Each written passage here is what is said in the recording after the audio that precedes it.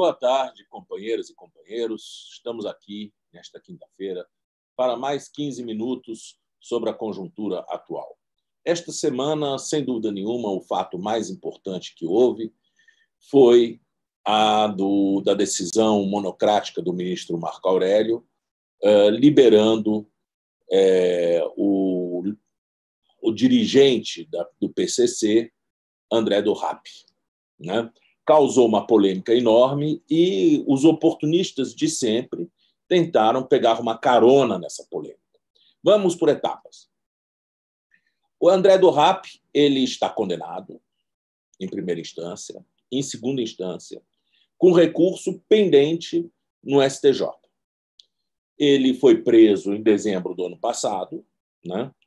E desde então não houve mais nenhum tipo de andamento no processo dele.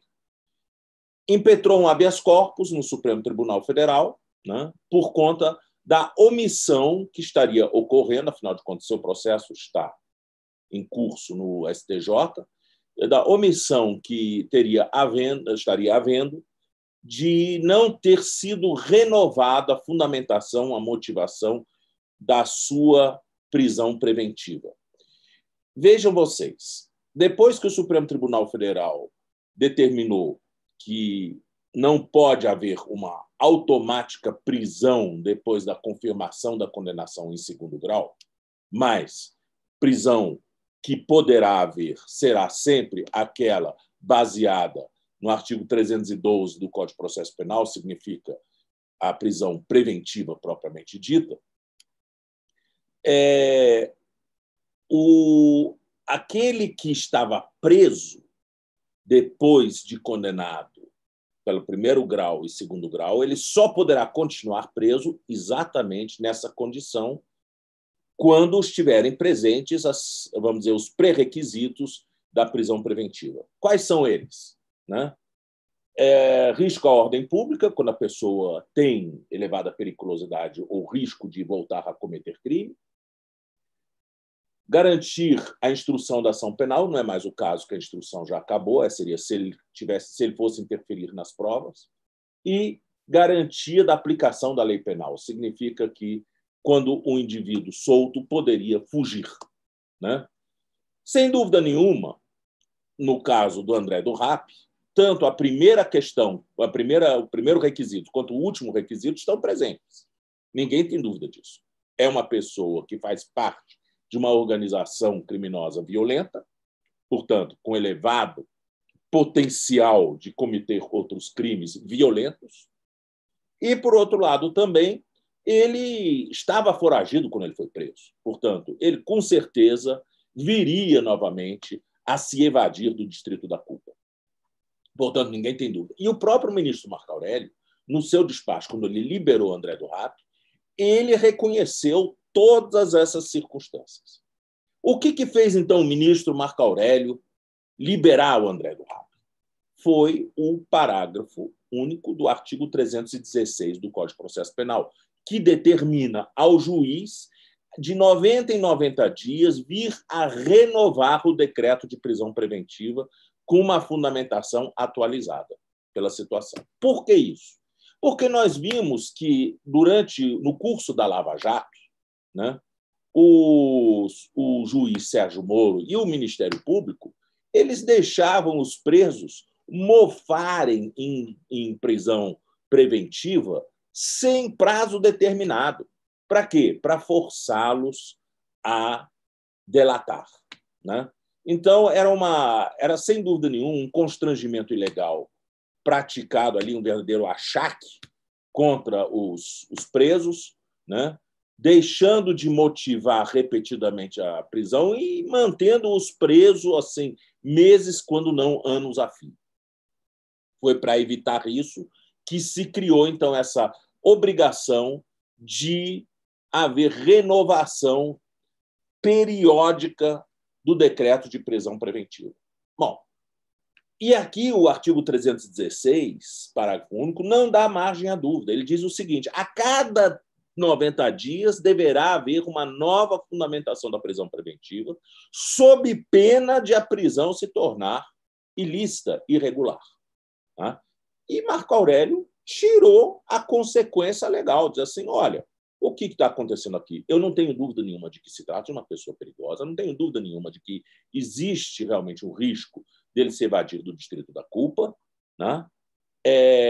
No entanto, nem o Ministério Público e nem o juiz levaram a sério essa obrigação de refundamentar a prisão preventiva. Portanto, a consequência da lei é uma só: a prisão torna-se ilegal.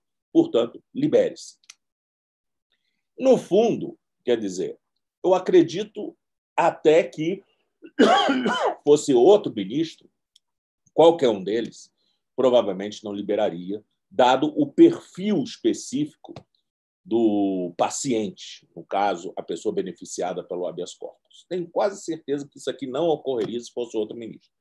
Mas eu acredito também que a decisão do ministro Marco Aurélio foi pedagógica, né? Tinha que ser num caso que causasse clamor público para botar o dedo na ferida.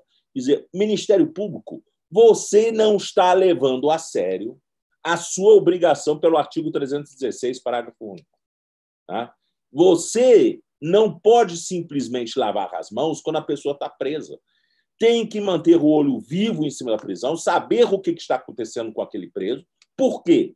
Porque a responsabilidade pela incolumidade física, moral do preso é de quem pede e de quem decreta a prisão preventiva. Portanto, não pode simplesmente o Ministério Público e o juiz, juntos, jogarem uma pessoa numa masmorra e esquecê-la. Dane-se o que está acontecendo. Não. A lei é clara. Ela exige uma postura vigilante dos dois, que é precisamente para evitar abusos tão frequentes nas nossas unidades carcerárias. Portanto, o ministro Marco Aurélio ele exerceu aqui um papel pedagógico fundamental. Agora, mais curiosa é a saída encontrada pelo Supremo Tribunal Federal, pelo menos até agora, que os votos já têm maioria formada para anular, portanto, essa decisão do ministro Marco Aurélio, para reformar essa decisão, que é no bojo de um habeas corpus impetrado pela defesa, querer suprir um vício de origem na prisão. Ora, o habeas corpus é um remédio heróico constitucional para garantir a liberdade de ir e vir da pessoa, não para constrangê-la. Portanto, não se pode suprir a falha de um decreto de prisão preventiva no bojo de um habeas corpus que é precisamente para soltar. Isso equivaleria, de certa forma, a uma reformatio in pejus, ou seja, o sujeito recorre pedindo socorro ao judiciário, e o judiciário, ao invés de socorrê-lo, agrava a situação dele.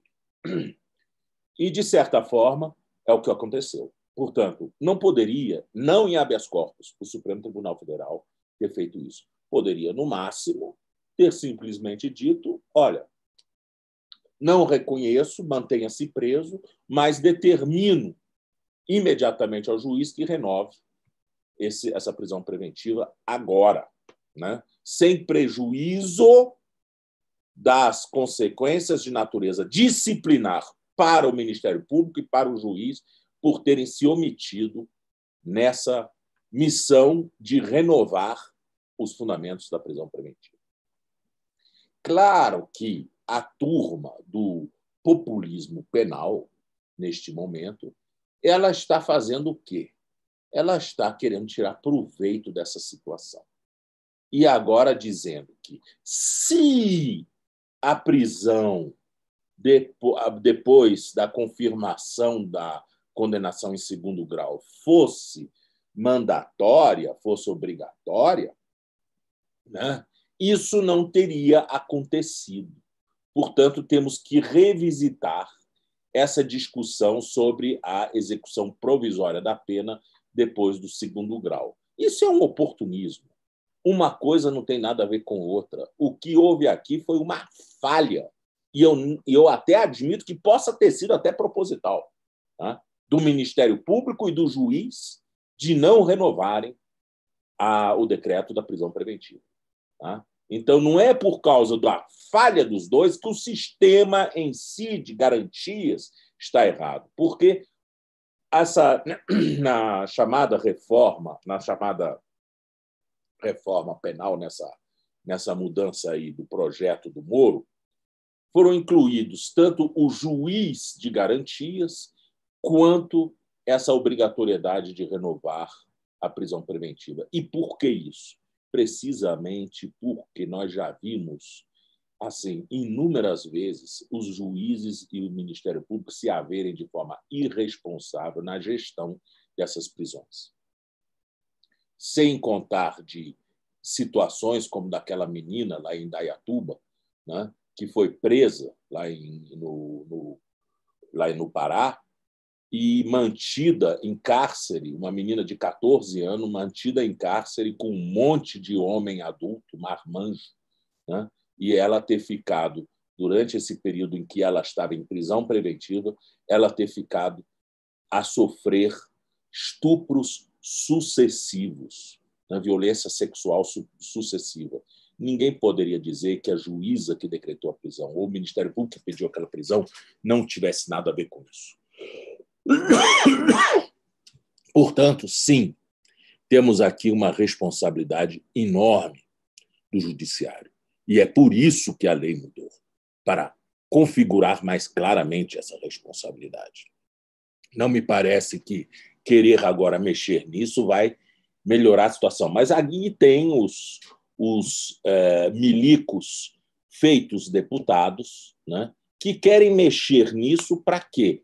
Para colocar Lula na cadeia de volta. No fundo, eles são monotemáticos. Eles querem sacrificar a vida da maioria dos brasileiros no gozo das suas garantias fundamentais apenas por um motivo: para colocar Lula na cadeia. É uma situação escandalosa. Essa foi, para mim, vamos dizer, esse foi, para mim, o fato mais relevante dessa semana. Mas hoje também nós ficamos sabendo de outra coisa, né? Por uma circular do Banco Central agora, mais recentemente, está-se a permitir que o dinheiro retirado do país sem comunicação formal não passa pela evasão ilícita de divisas se for até o valor de $1 milhão. Isso daí, enfim, vai fazer a festa de muita gente que lava dinheiro. Doravante pode-se tirar do país $1 milhão sem avisar o Banco Central. Isso vai na contramão de todos os controles que foram estabelecidos para evitar lavagem de dinheiro desde que foi instituída a Estratégia Nacional de Combate à Corrupção e Lavagem de Dinheiro, a ENCLA, no início do governo Lula. É profundamente lamentável que um governo que se elegeu com esse discurso barato de combate à corrupção, né, venha exatamente aniquilar os mecanismos que permitem o controle do fluxo de dinheiro ilícito. Enfim, bom final de semana para vocês e vamos refletindo a respeito disso. Até a próxima semana. Muito obrigado.